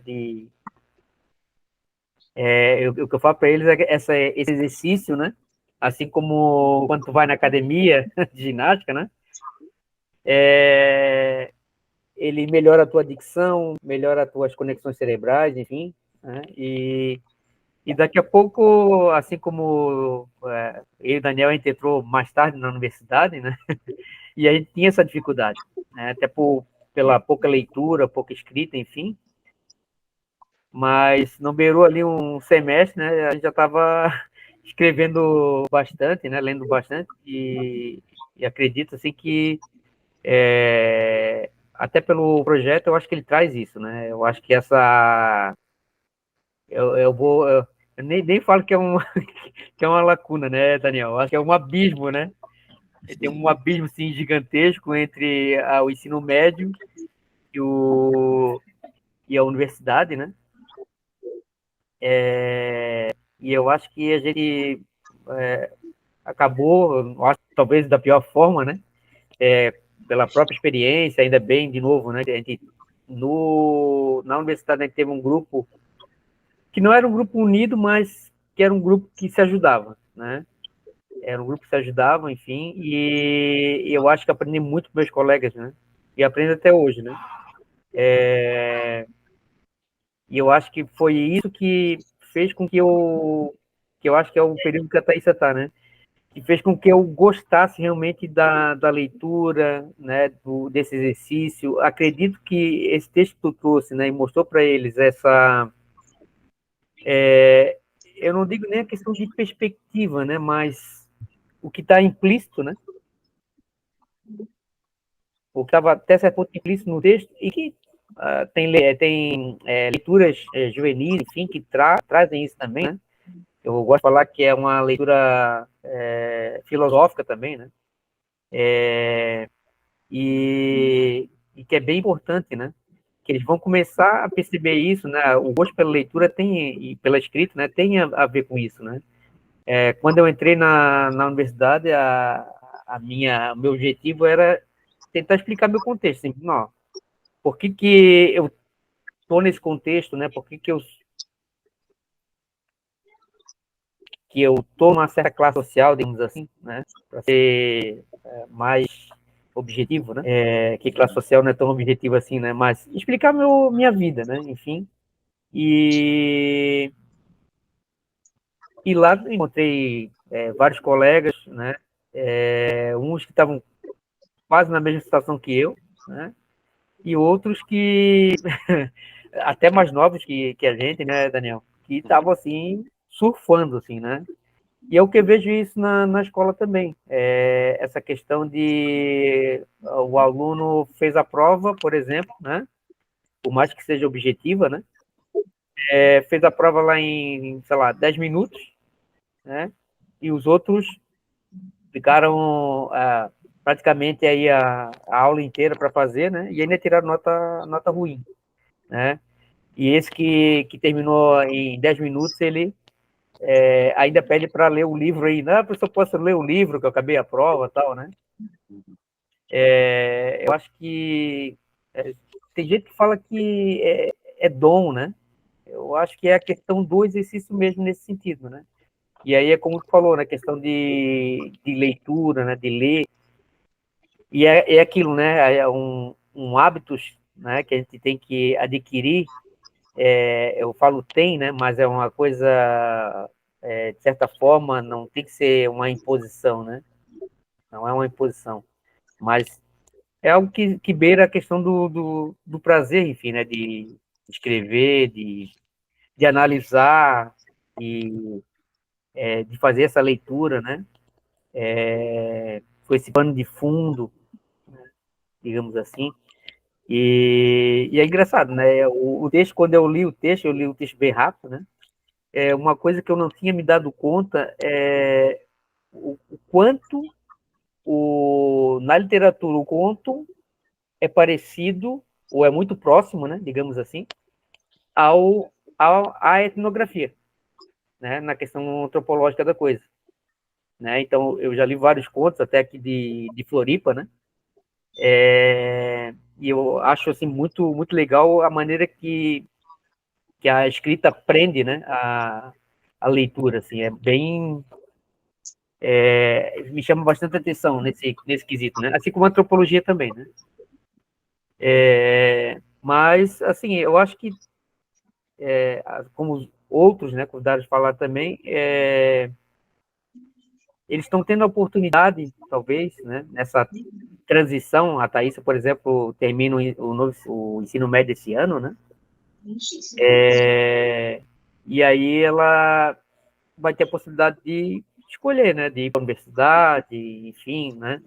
Tem alunos estudantes, não pretendo universidade, tem alunos que já fazem curso técnico, enfim, né? Mas mesmo assim, a questão da leitura, né? É fundamental. Qualquer área, né? Seja ela universitária, técnica, enfim. Quando ela falou na questão das tecnologias, né? É porque a gente colocou 3 temas aqui, né? E um dos temas é o meu tema de pesquisa, que é tecnologia digital, né? E a questão de como eu estudo, né? A tecnologia digital, eu estudo a tecnologia digital como um campo, né? Não é como uma ferramenta, não é uma mediação, enfim, né? Mas sim como é visto, né? A tecnologia digital, até mesmo na teoria de campo do Bourdieu, né? Nesse sentido. Então, essa questão também que eu acho que na hora que tu estava falando sobre o texto, né? E me veio na cabeça na hora, assim como também, né? Trabalho isso também no meu tema, essa questão da modernidade, né? Aos modos do Bauman. Não sei se encaixa, né? Digamos assim. Mas na questão da dinâmica, né? Então, a tecnologia digital, ela proporcionou isso também, né? Essa questão de fronteiras, aliás, de não fronteiras, né? Ou fronteiras virtuais, enfim, que para quem está nessa dinâmica de relações, né, através das tecnologias digitais, não percebe, né, até né, nesse quesito, né, essa fronteira, digamos assim, do conhecimento, né, ou seja, quem acessa, como acessa, né, essa questão também do cyberespaço e até mesmo antropologicamente falando, né, no Pierre Levy, questão da cybercultura, ou seja, o que surge daí, né? E aí a gente vê uma dinâmica enorme, né? Nos moldes do Bauman, né? Que traz aí uma questão de uma interação que ela não se analisa, digamos assim, né? Seria uma nova epistemologia, né? Ela não se analisa mais nos moldes aí da questão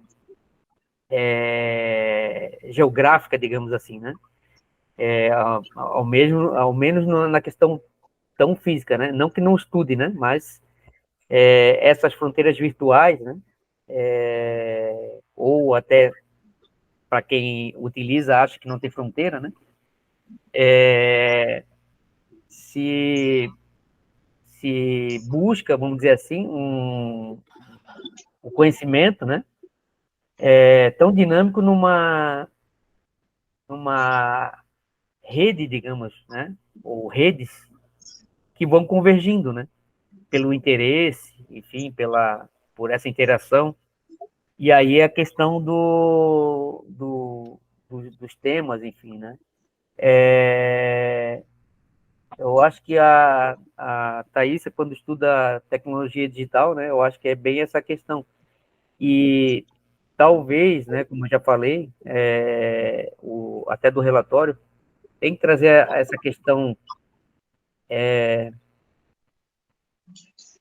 do pesquisador também, né? Que seria uma observação participante também, é claro, com todo o cuidado, né, que se requer, como tu falou, né, a questão, tu tá estudando o objeto, né, mas tu tá em relação, né, relacionado com o objeto também. Então, por exemplo, a Samira, por exemplo, está estudando no novo ensino médio, né, e aí é claro que ela pode trazer situações como ela trouxe aí, né, de, por exemplo, a Thaís também, né? Na questão da tecnologia. Hoje, na nossa escola, todas as salas têm lousa digital, né? Mas como é que é essa interação? Né? Os alunos agora que estão apresentando trabalho estão usando a lousa, né? Mas os professores, como é que são? Como é que estão usando? Se usam a tecnologia digital, né? De forma analógica ainda. Ou seja, coloca lá o PDF no quadro, ó, vocês copiem aqui, né? E eu vou explicando, né? Então, querendo ou não, a gente está tão acostumado tanto com a cultura escolar, né? Da nota, né? Que também tenta se desmistificar um pouco isso também. Eu acho que o Daniel passa por isso, né? Que na prefeitura não tem, né? A questão da avaliação no sentido de nota, né? De reprovação. Agora voltou, né? Agora é nota, mas está sendo batalhado a questão da reprovação, porque a aprovação é automática. Claro que tem um outro nome pomposo para dizer, né, para não dizer aprovação automática, mas agora o primeiro passo foi o retorno da nota, antes eram conceitos. Uhum. Então, e aí é a questão, né, que eu também faço a comparação também na minha temática, né, já que na educação, que eu trabalho em tecnologia digital, é essa questão dessa cultura, né, e da cultura escolar, né, com a questão da cybercultura, né, então, a gente vê até certo ponto um discurso, né, de domínio, enfim, né, dessa cultura, e é claro que a gente, quando a gente estuda, né, como tu bem falou, a gente percebe outras perspectivas, a gente acaba vendo resultados totalmente diferentes. Por exemplo, a geração da tecnologia digital não é tão digital assim, né? Que para fazer um e-mail não sabe nem fazer um e-mail, por exemplo, né? E algumas coisas também de geração mesmo, né? De questão, professor mais velho, enfim, não domina a tecnologia, né? Então, eu acho que a gente precisa desmistificar um pouco isso, né? Essa questão de um campo, né? Igual tu fez com o texto, né? Eu acho que a gente se perceber na pesquisa também, né? Como pesquisador, eu acho que é o grande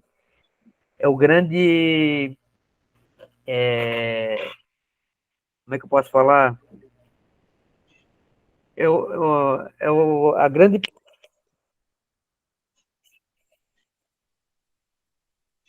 fugiu a palavra.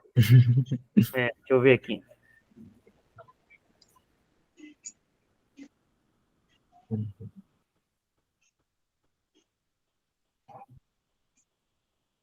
Eu acho que é o grande aprendizado, né? Não é bem essa palavra, mas enfim, é o grande aprendizado, enfim, né? Eu acho que é o transpor, né? Digamos assim, essa questão, né? A questão que tu falou sobre a questão do indivíduo e sociedade também, né? É bem importante. Até eu trabalhei isso no meu primeiro ano, né? E é claro que surge também a questão contemporânea aí principalmente do Norbert Elias, né? O Bourdieu, né? Que quebra essa dicotomia do indivíduo e sociedade, né? Então, tem gente que diz que não, né? Enfim, né? Mas percebo claramente essa questão, né? Então, É que em tese eles sintetizam, né? Eventualmente eles não anulam. Não sei. não é o que eu percebo aqui. Eles até utilizam, né? Expõem, principalmente os clássicos, enfim. Hoje estava lendo ali, retomando ali o campo de Bourdieu, né? Enfim. Eu percebo que ele traz muita questão de Marx, enfim, né? Que o pessoal diz que não, enfim, né, que não se utiliza mais Marx, né? Mas percebo, principalmente na questão da contradição que ele fala, né? Do campo. Que é uma coisa que eu queria falar para o Daniel, que o Bourdieu fala que a pessoa não pode estar no mesmo campo e ser oposição dela mesma, tá, Daniel? Então, tu não pode usar a camisa do Figueirense e do Avaí. Ou tu é uma coisa... O campo é heterogêneo.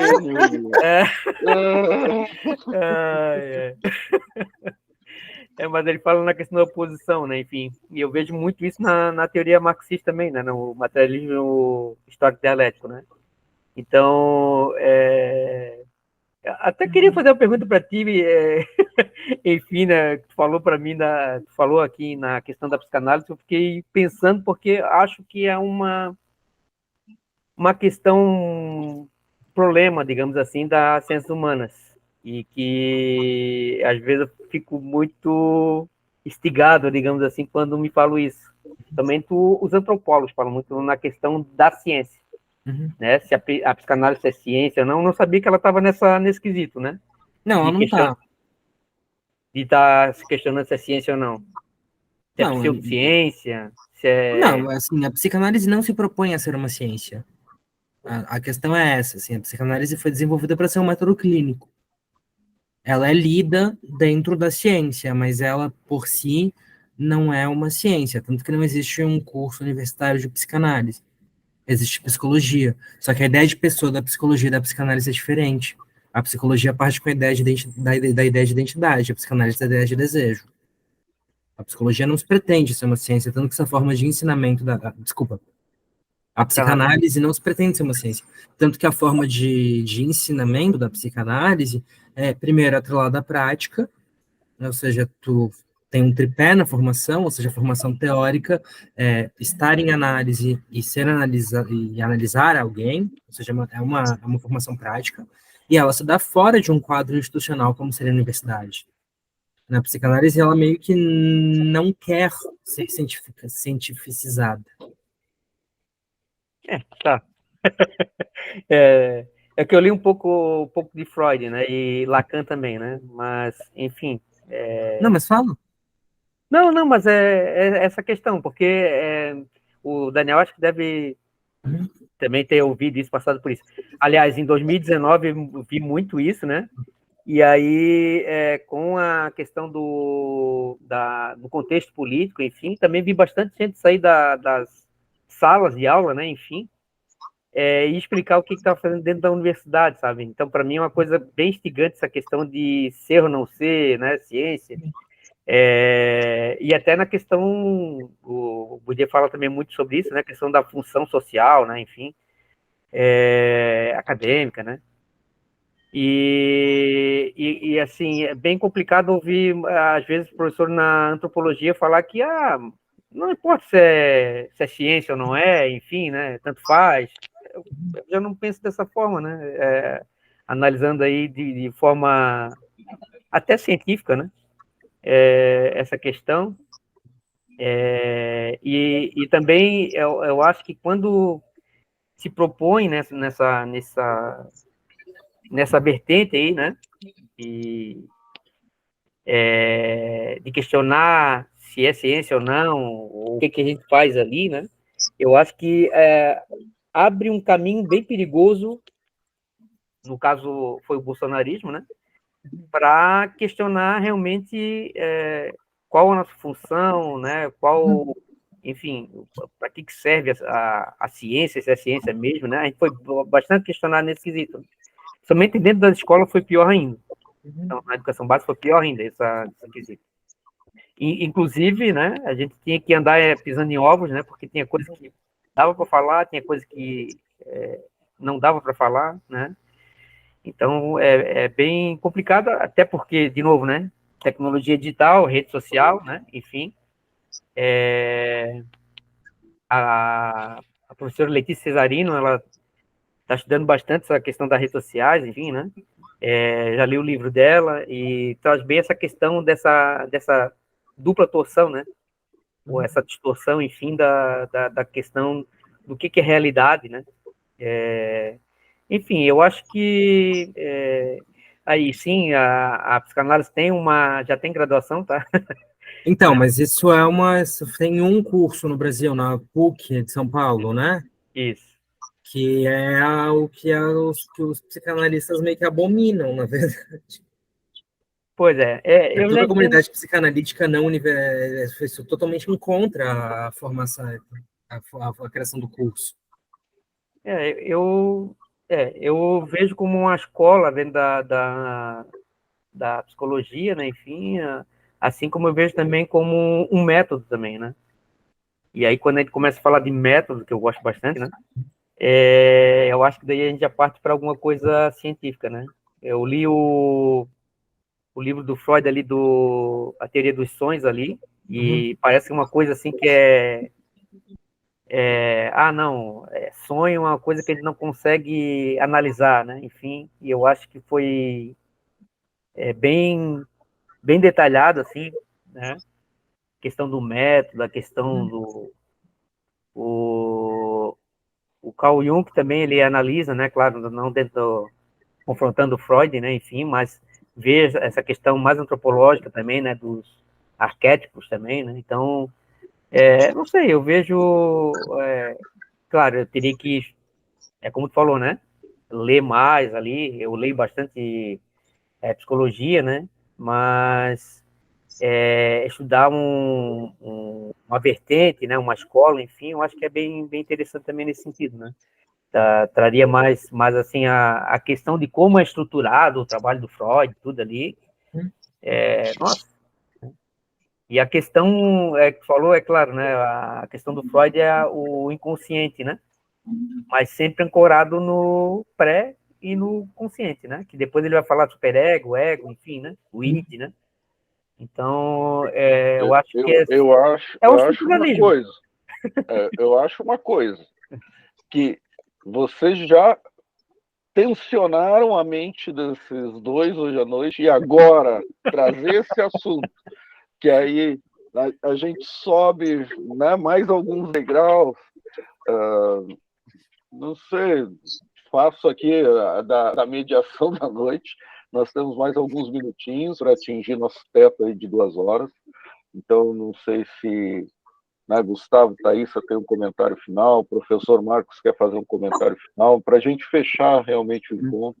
E também Eu estava terminando minha graduação aqui, pô. Oh, tá vendo? Já tomando as decisões do que fazer, que área escolher, e também deixar esse minutinho final para o Natan fazer o comentário. Acho que é muito válido o debate de vocês, mas talvez possa, né, que a gente possa marcar uma outra oportunidade para sentar. Acho que o que o Marcos traz, né? Natan conhece, nós temos vários colegas ali, parceiros no núcleo, né, que atuam com a questão da psicanálise, e seria uma conversa aí com longas, né, um longo café essa questão. Mas só peço desculpa aos dois, mas só para a gente manter e fechar principalmente com Thaís e Gustavo, que são os nossos interessados e objeto do nosso trabalho nessa noite. Mas, professor Marcos, muito obrigado mais uma vez pela parceria, sempre, né? Estamos aí junto e esse trabalho de orientar é algo magnífico, e ver os frutos, ver, né, o resultado, ou acompanhar esse processo e ver o resultado. Então, isso é extraordinário.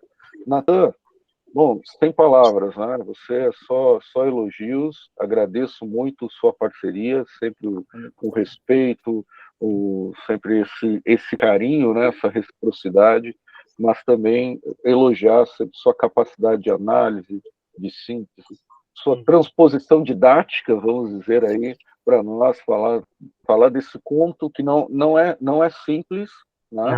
E você nos trouxe aqui com uma sutileza, com uma sensibilidade gigantesca nessa noite. Então, muito obrigado mais uma vez, até para dedicar o tempo. Na segunda-feira, para que vocês saibam, é uma noite em que o Natan também participa de um grupo de estudos, e olha a força do cara. Ele pediu para não participar e trocaram a data, só para vocês verem. Tá? Não é qualquer coisa isso, não é qualquer coisa. Então, agradecer mesmo, Natan, por essa parceria internacional hoje. Muito obrigado. E, claro, depois da fala de vocês, fala dos meninos, não saiam, tem a nossa selfie, né? Então, fica registrada ali a nossa selfie da noite. Então, mais uma vez, obrigado, meu amigo. Obrigado mesmo. Não, imagina. Aprendi Obrigado muito hoje. pelo convite.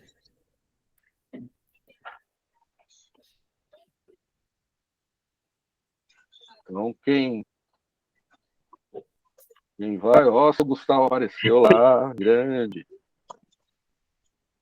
Não, ali, aqui, ô, Daniel, só para fechar ali, para o Natan ver onde é que eu queria chegar. A minha preocupação nessa questão de ciência, né, e os alunos na escola já percebem isso também, né, é um reforço da hierarquização das disciplinas, dos componentes curriculares na escola, né, e no novo ensino médio está aparecendo muito essa questão, né, então, e aí é a questão da função social, né, o que os alunos acham, enfim, o que eles acham mais significativo, mais importante, né? E aí aquilo vem de cima para baixo na questão matemática, a língua portuguesa, enfim, e as outras ficam marginalizadas, né? Então, eu acho que a questão deveria ser trabalhada muito até nessa questão de transposição de dados, eu já falei, Daniel, e tem pouca bibliografia sobre isso, tá? Na questão da universidade deveria ser trabalhado muito essa questão né, para a escola. E a gente não vê isso nem na licenciatura, enfim, quando a gente está nas disciplinas, enfim, mais voltado para o estágio, né? Não vejo isso também. Então, é uma preocupação que eu tenho, né, nesse questionamento na universidade, né, e que se reflete tanto na universidade quanto no ensino médio também, né? Dani, 2 minutos. Não, eu concordo contigo em várias questões, assim. Agora, eu acho que a psicanálise e a antropologia não são a mesma coisa, elas não estão no mesmo nível. Eu acho errado a defesa, inclusive, de um caráter literário da antropologia. Que muita gente diz, a antropologia é uma escrita, ou seja, ela pode ser lida como um texto literário. Eu acho que tem problemas nisso. Tanto que, assim, eu entrei nas ciências sociais pela antropologia, eu saí dela. Eu fui para outra coisa, porque fui percebendo que tinha muita coisa na antropologia com a qual eu não concordava. A psicanálise, eu diria que não tenta ocupar esse espaço universitário, e que, então, para mim, pelo menos, me parece que está ok. Inclusive porque ela não recebe dinheiro público para isso também. Não estando num espaço institucional universitário e não sendo ciência, ela não demanda dinheiro que vem do Ministério da Educação. Então, eu acho que tem uma diferença aí entre a forma como a psicanálise e a antropologia, como a antropologia eventualmente deveria lidar eticamente com a questão. Mas eu não conheço a antropologia ao ponto de poder te dar uma resposta melhor do que essa, assim. Agora, eu só faria um último comentário. A filosofia também não é ciência. E tá tudo bem. Há muito tempo isso. E muitas das coisas que hoje são ciência, como a química, é a secularização da alquimia. Como a astrologia, a astronomia, a secularização da astrologia. Então, também o fato de uma coisa não ser ciência hoje não significa que ela não pode vir a ser. Eu entendo que teu dilema é muito mais político, de como lidar em sala de aula e como lidar com pressão em sala de aula. Mas... E eu também estou um pouco em desacordo com a posição da antropologia. Mas as coisas, às vezes, elas... O fato de hoje não ser ciência não significa que ela não pode vir a ser algum dia, o fato dela não ser ciência não significa que não possa ter legitimidade por isso. A filosofia tem legitimidade faz 2 milênios, pelo menos. Não sei, eu só diria isso muito rapidamente para não matar os guris do coração.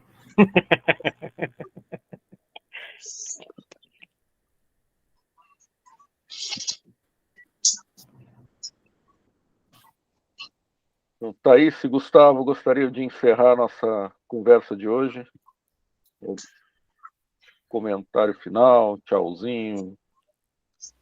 Eu não tenho nenhuma pergunta, mas essa aula com certeza foi assim, ó, maravilhosa. Eu adorei, principalmente ali a explicação. É um pouquinho complicado ali as palavras que ele estava falando ali, né? Porque eu sou um pouco devagar, um pouco lenta, mas foi incrível mesmo.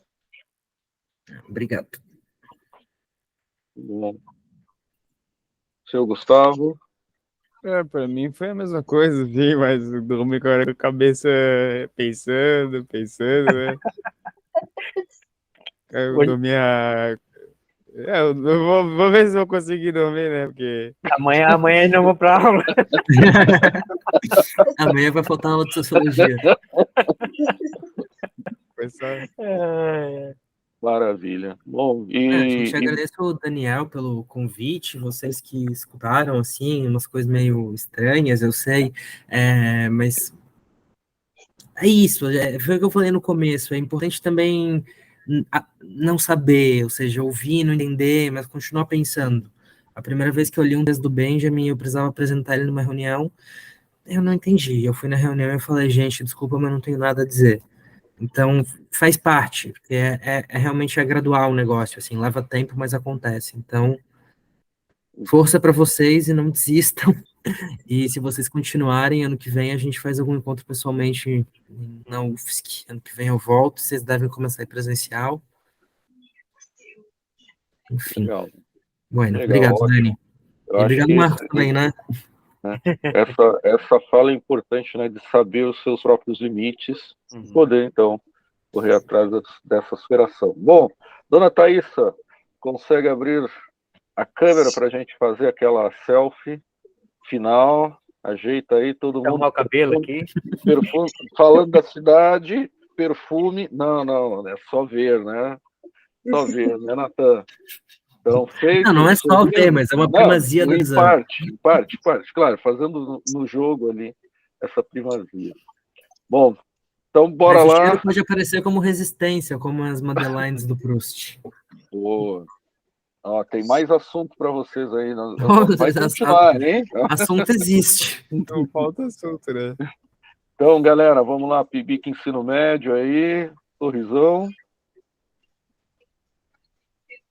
Aí, vamos ver se o Natan não saiu em movimento. O Natan, o Gustavo ali em movimento, na hora que ele ergueu as mãos. Deixa eu ver. Cadê? Ó, dá um ok, finalizou. Meus amigos, muito obrigado, tá? Obrigado. Valeu, Natan, abração. Vai comer aquele churrasco argentino. Agora eu vou aí. dormir, eu acordei 6 da manhã. Não. Então amanhã, como churrasco argentino por mim aí. Pô, Tá bom? Thaísa, Gustavo, Bueno. boa aula para vocês amanhã. Marcão, até mais. Tchau, gente. Boa noite. Tchau, tchau. Obrigado aí pela aula. Obrigadão.